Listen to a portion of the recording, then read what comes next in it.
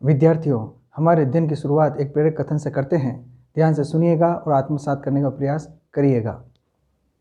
किस्मत में लिखी हर मुश्किल टल जाती है, किस्मत में लिखी हर मुश्किल टल जाती है। यदि हो बुलंद हौसले, यदि हो बुलंद हौसले तो मंजिल मिल ही जाती है।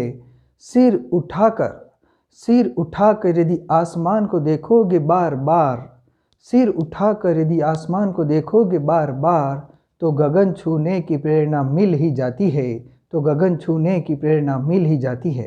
विद्यार्थियों, कथन से स्पष्ट है कि लक्ष्य को बार बार आत्मसात करेंगे, लक्ष्य को बार बार ध्येय करेंगे तो हमें लक्ष्य प्राप्त करने की ऊर्जा हमारे अंदर से अवश्य प्राप्त होगी।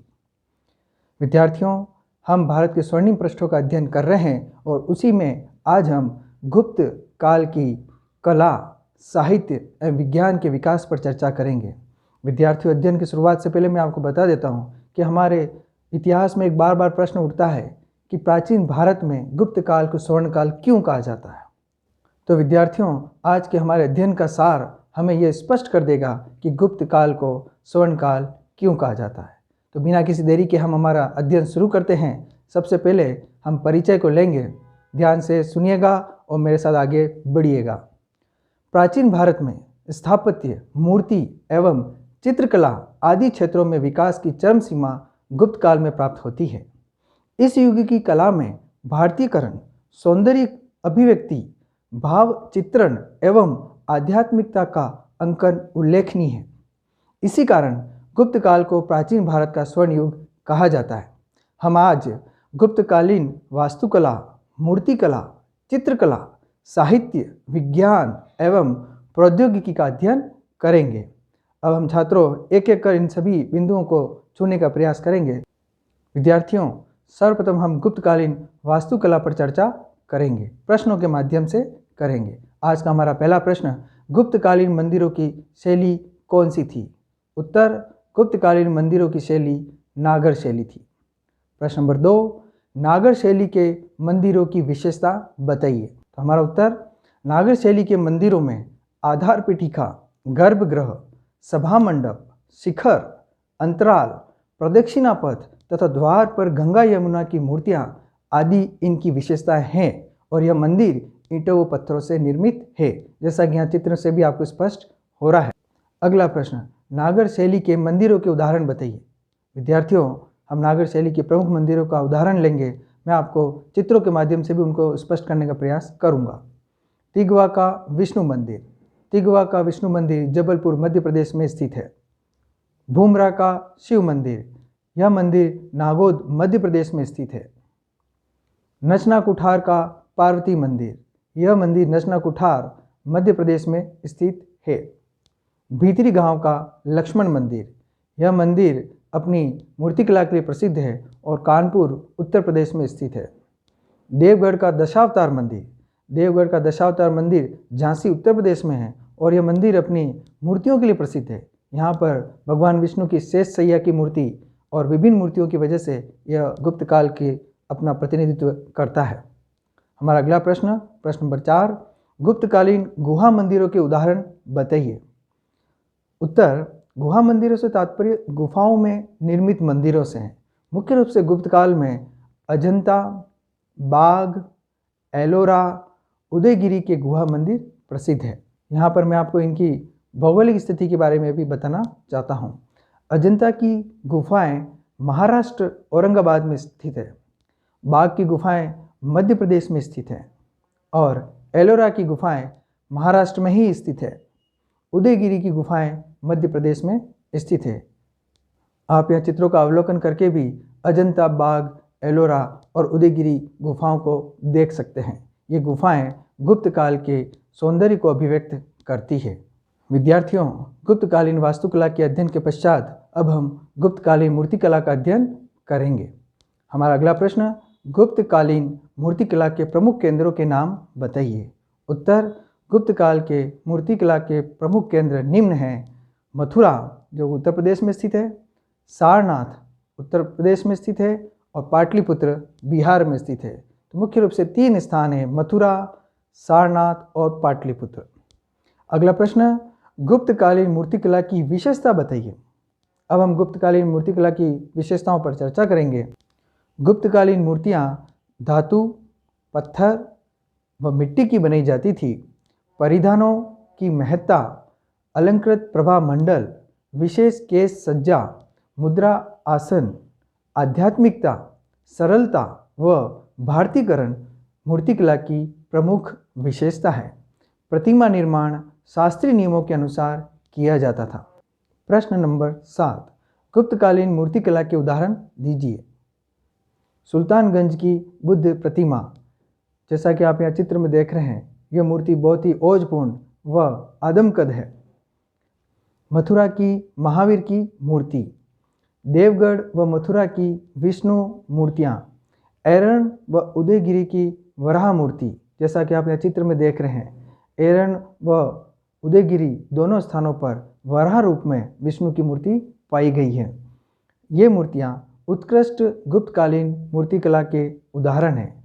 इनके अतिरिक्त शिव के अर्धनारीश्वर रूप की कल्पना भी इसी काल में की गई थी। विद्यार्थियों, अब हम गुप्तकालीन चित्रकला के बारे में अध्ययन करेंगे। हमारा प्रश्न है, गुप्त चित्रकला के सर्वोत्कृष्ट उदाहरण कहाँ से प्राप्त होते हैं?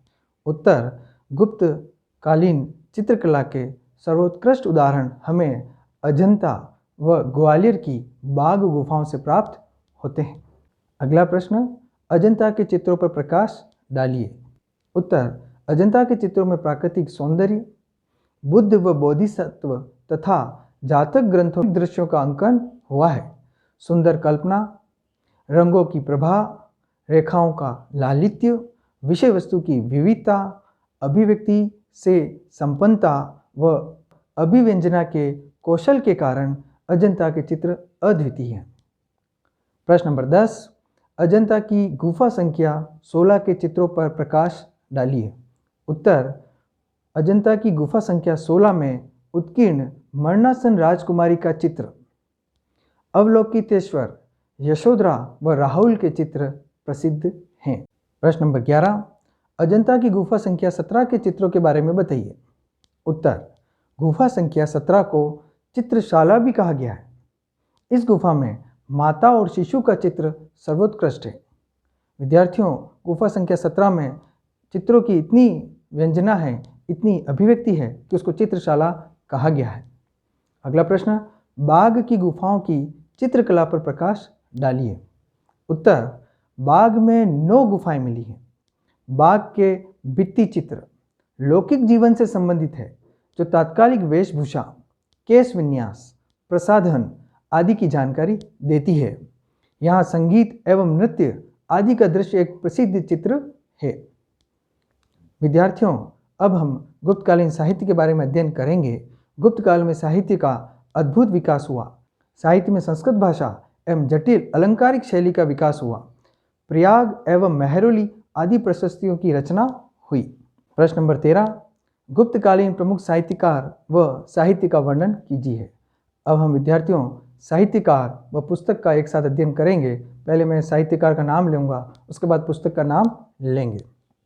भास द्वारा रचित स्वप्नवास वदता, शूद्रक द्वारा रचित मृच्छ कटिकम, विशाख दत्त ने मुद्रा राक्षस लिखी, कालिदास ने अभिज्ञान शाकुंतलम जैसे सुखांत नाटक व रघुवंश जैसे महाकाव्यों की रचना की, अमर सिंह ने अमरकोश, चंद्र गोमिन ने चंद्र व्याकरण की रचना की, जो व्याकरण का एक ग्रंथ है, विष्णु शर्मा ने पंचतंत्र नामक एक नीति शास्त्र की रचना की, ईश्वर कृष्ण ने सांख्य कारिका की रचना की, दिंगनाग ने प्रमाण समुच्चय की रचना की, जो कि एक दार्शनिक ग्रंथ है, वाकपति राज ने गौड़वहु की रचना की और प्रवर सेन ने सेतुबंध की रचना की। हमारा अगला प्रश्न, पुराणों, स्मृतियों, रामायण एवं महाभारत जैसे काव्यों को अंतिम रूप किस काल में दिया गया? उत्तर, गुप्त काल में अंतिम रूप दिया गया। प्रश्न नंबर 15, गुप्तकालीन हिंदू विधियों के संकलन पर प्रकाश डालिए।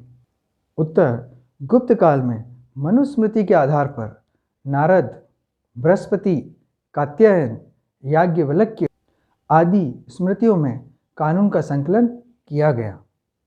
इनमें याज्ञवल्क्य व्यवहारिक दृष्टि से उपयोगी है। इसमें धर्म, वर्ण, आश्रम, विधि, समाज, प्रायश्चित, राज्य व्यवस्था आदि पक्षों का अध्ययन किया गया है। नारद स्मृति में व्यवहार व न्यायिक विचार, बृहस्पति ने दीवानी व फौजदारी दोनों पक्षों का विवेचन किया है। हमारा अगला प्रश्न, कात्यायन के अनुसार कानून के अंगों के नाम बताइए।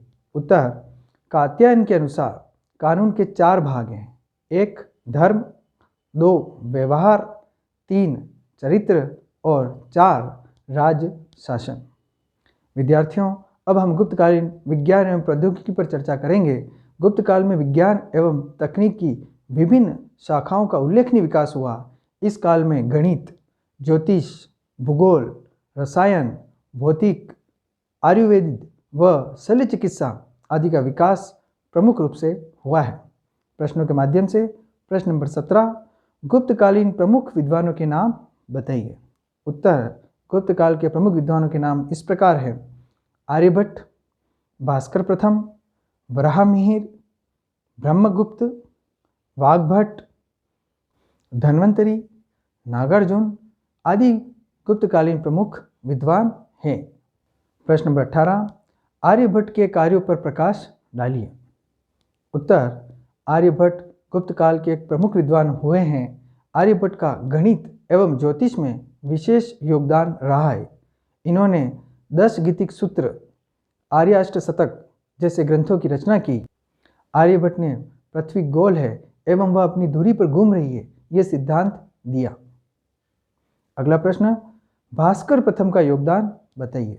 भास्कर प्रथम ने भाष्य नामक ग्रंथ व आर्यभट्ट के ग्रंथों 10 गीतिक सूत्र एवं आर्य अष्टशतक पर टीका लिखी। प्रश्न नंबर 20, वराहमिहिर का योगदान बताइए। उत्तर, वराहमिहिर ने भारतीय एवं यूनानी ज्योतिष का समन्वय कर रोमक तथा पोलिस का सिद्धांत प्रतिपादित किया। वराहमिहिर ने पंच सिद्धांतिका, बृहत संहिता, बृहत जातक आदि ग्रंथों का रचना की। उन्होंने वर्गमूल व घनमूल निकालने की पद्धति तथा खगोल विज्ञान की विस्तृत विवेचना की। प्रश्न नंबर 21, ब्रह्मगुप्त के कार्य बताइए। उत्तर, ब्रह्मगुप्त ने गणित, ज्योतिष, खगोल शास्त्र पर ब्रह्मस्फुट सिद्धांत, खंड खाद्यक आदि ग्रंथ लिखे और गुरुत्वाकर्षण के सिद्धांत का विवेचन किया। प्रश्न नंबर 22, आयुर्वेद के प्रसिद्ध ग्रंथ अष्टांग हृदय की रचना किसने की। उत्तर, वाग्भट ने की। प्रश्न नंबर 23, धन्वंतरी का परिचय दीजिए। उत्तर, धन्वंतरी एक प्रसिद्ध आयुर्वेदाचार्य एवं शल्य चिकित्सक थे। अगला प्रश्न, हाथियों की चिकित्सा से संबंधित ग्रंथ का नाम बताइए। उत्तर, पाल काव्य ने हाथियों की चिकित्सा हेतु हस्त आयुर्वेद नामक ग्रंथ की रचना की। प्रश्न नंबर 25, वैशेषिक दर्शन व अणुसिद्धांत का प्रतिपादन किसने किया। उत्तर, कणाद ऋषि ने किया। प्रश्न नंबर 26, नागार्जुन का योगदान बताइए। उत्तर, नागार्जुन रसायन एवं धातु विज्ञान के विद्वान थे। उन्होंने चांदी, सोना आदि खनिज पदार्थों के रासायनिक प्रयोगों से रोगों के निवारण को प्रमाणित किया एवं पारद का आविष्कार किया। प्रश्न नंबर 27, गुप्त काल में तकनीक का विशेष ज्ञान था, स्पष्ट कीजिए। उत्तर, गुप्त काल में धातुओं को रासायनिक क्रियाओं द्वारा पिघलाने तथा ढालने की कला उन्नति पर थी। इसका उदाहरण है मेहरौली का लौह स्तंभ, उत्कृष्ट उदाहरण है। सुल्तानगंज में बुद्ध की 1 टन की तांबे की प्रतिमा मिली है, यह भी रासायनिक और धातु कला का उत्कृष्ट उदाहरण है।